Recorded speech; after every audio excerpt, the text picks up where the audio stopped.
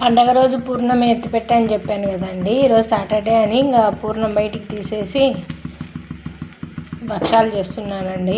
ఓలిగలు ఈ విధంగా చేసేసుకుంటున్నాను చూడండి. ఇక్కడ 2 చేసేసాను. ఇక్కడ పెన్ను మీద వేసాను. ఇక్కడ పూర్ణం అందుకు ఇక్కడ ఉంది చూడండి.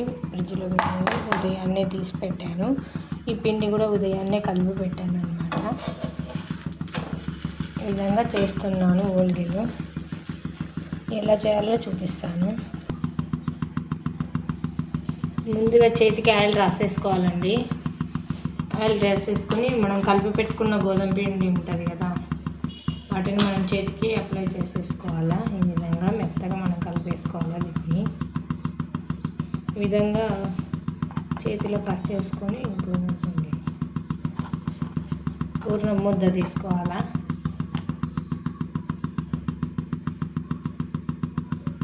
ఈ పరిచేసుకున్న గోధుమ పిండిలో మనం పెట్టేసుకొని వీటిని కవర్ చేసేయాలన్నమాట. ఈ పిండితో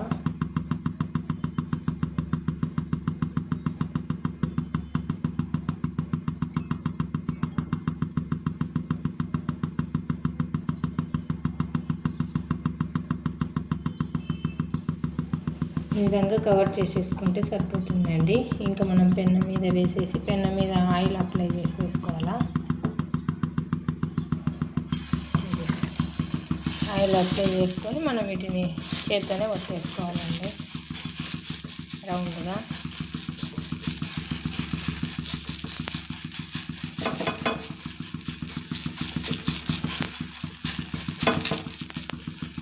వీటికే మనం పైన కొబ్బరి పొడి కానీ గసగసాలు కానీ అట్లా అప్లై చేసుకోవచ్చు.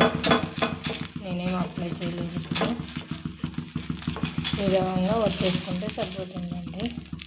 ఈ విధంగా అన్నీ చేసేసుకోవాలి. ఉదయాన్నే కలిపి పెట్టుకోవాలన్నమాట ఈ గోధుమ పిండి. తర్వాత ఈ పూర్ణం ఫ్రిడ్జ్లోంచి తీసి పెట్టాను. ఈ విధంగా చేసేసాను చూడండి. మళ్ళీ అటు సైడ్ టర్న్ తిప్పుకొని అటు సైడ్ ఇటు సైడ్ అన్నీ మొత్తం కాల్చేసుకోవాలండి. ఆయిల్ అప్లై చేసుకుంటాం. మనం ఆయిల్ అప్లై చేసే దాని బదులుగా మనం నెయ్యి అయినా అప్లై చేసుకోవచ్చు. నెయ్యి అప్లై చేసుకుంటే ఇంకా సూపర్గా టేస్ట్ వచ్చేస్తాయి అన్నమాట. ఈ విధంగా అటు సైడ్ ఇటు సైడ్ టర్న్ చేసుకుంటే ఇవి కాల్చేసుకోవాలి. తక్కువ నూనెతోనే ఇవి కాలుతాయి అన్నమాట. నూనెకి బదులుగా నెయ్యి వేసుకున్నామంటే ఇంకా సూపర్గా ఉంటాయండి ఓలిగలు.